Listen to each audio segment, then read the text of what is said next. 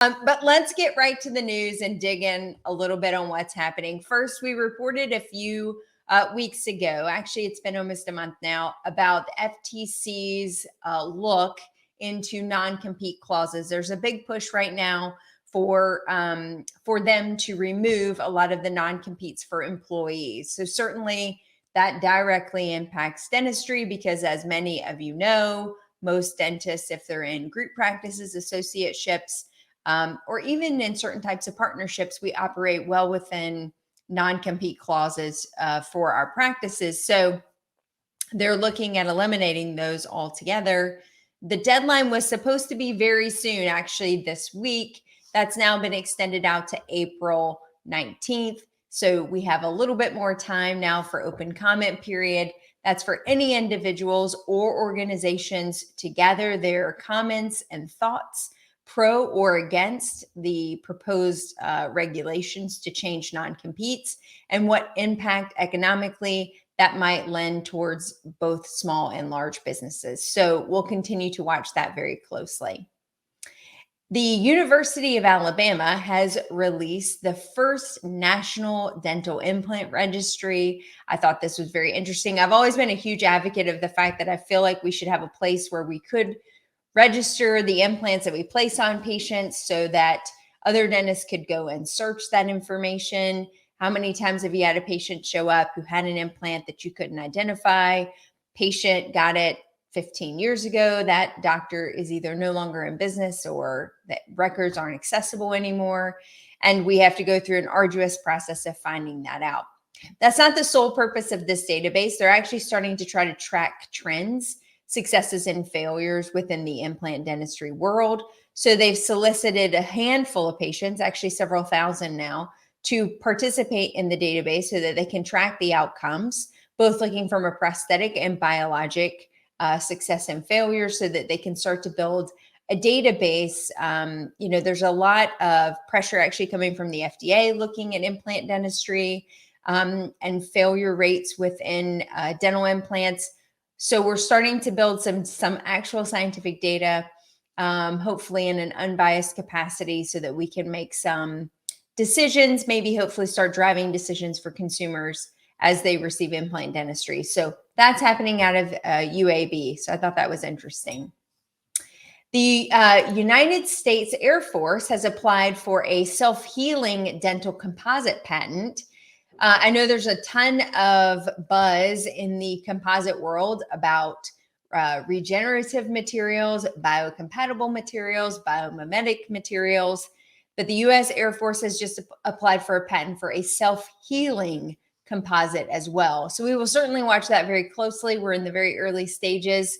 Now the investigatory part will take place, but definitely an interesting submission from the United States government, military.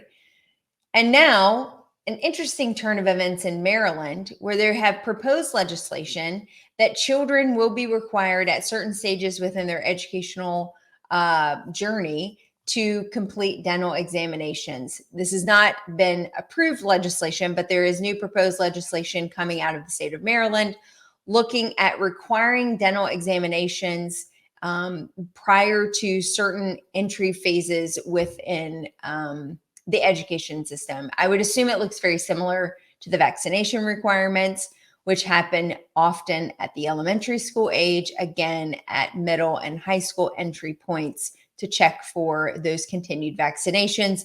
Looks like they want dental to be included with that as well.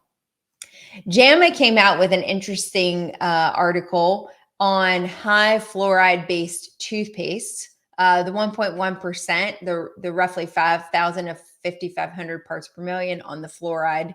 We know them well. We probably have all prescribed them in our practices, but they're starting to want to ask for more scientific data on the actual effectiveness of using these products in our high-risk patients. So there's been a lot of data so far on the efficacy of using these products, but not as much on the effectiveness. So I think there's some call to action from this article to want to start to gather more scientific data on whether or not these prescription-based toothpastes are actually remineralizing decayed lesions and preventing new lesions from developing, to help justify and create parameters for prescription for those products. And they did highlight specifically that the use of those products as prescribed and also as written on the instructions was a key critical element to those being successful with the products.